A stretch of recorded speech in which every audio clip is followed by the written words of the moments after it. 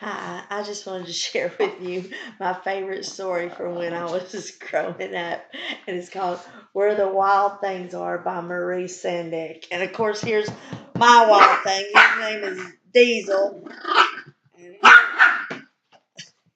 here's my other wild thing named Teddy. Oh, and they're not going to let me get this done today. This story, Where the Wild Things Are by Maurice Sendak, was my absolute favorite when I was a little girl. And I never actually owned the book myself, but I would read it in the library all the time. I just loved it. I would read it and read it. And my favorite part about this book, I don't know why, but when I was a little girl, was this picture right here. I loved this particular little monster. I don't know what it was about her, but I thought she was just the cutest little thing. I think it was her little fat belly, but I just loved her. And I would look at that picture. It's um, in the story. It's when Max is having the wild rumpus with the wild things, and I just wanted to have a wild rumpus with those wild things. I loved it so much.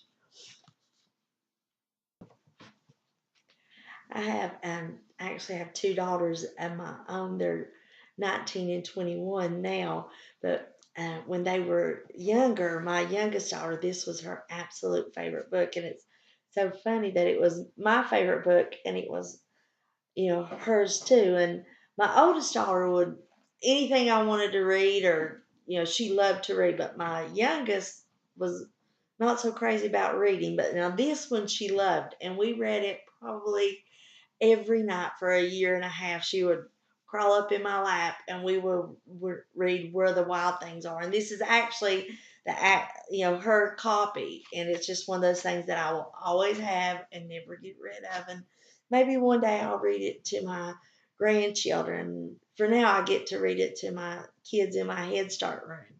But this is the copy that stays at my house because it's special. It was my daughter's copy, and I have probably like four copies of it in my classroom. It is my absolute favorite book, and I enjoy reading it every time I get a chance to. I love reading and storytelling. I feel so blessed and lucky that I get to do that every day with my little Head Start kids. And it's something I've always enjoyed. And I know that love for that storytelling came from my great grandfather. When I was a little girl, he lived next door to us, and every day I would go over to his house, and we would just sit, and he would just tell me these crazy, wild stories, and I loved it. I could just sit and listen to him all day, and I can still remember all those stories and those tales that he would tell, and I enjoyed it so much, and that's just where my love of reading and storytelling came from, and I love to be that I get to share that with other children now, and I even tell some of the old stories and stuff that he used to tell me. I tell it to my kids in my classroom, and of course I always told them to my girls when they were growing up.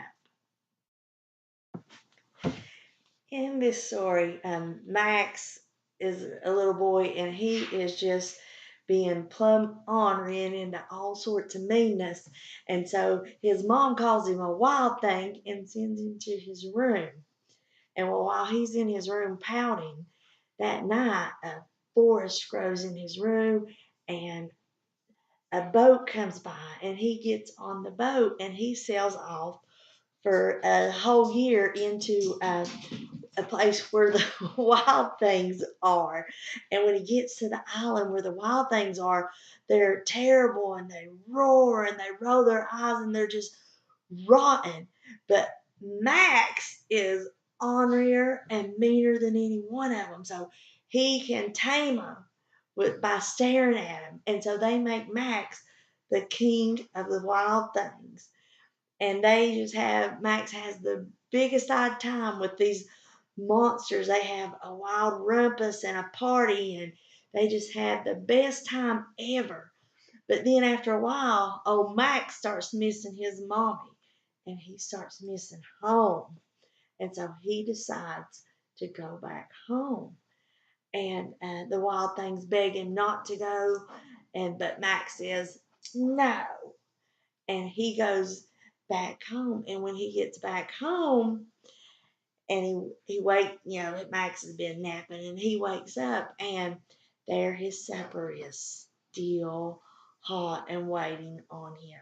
And I loved this story when I was little, and now as a grown up, my favorite part of the story is the ending, because Max's supper is still there. And my girls, they're grown now. They're not little girls anymore. They're all grown, but I still would want them to know that no matter how far they go in this world, no matter how far they go, that when they want to come home, mommy's here and their supper will still be waiting for them when they get ready to come home.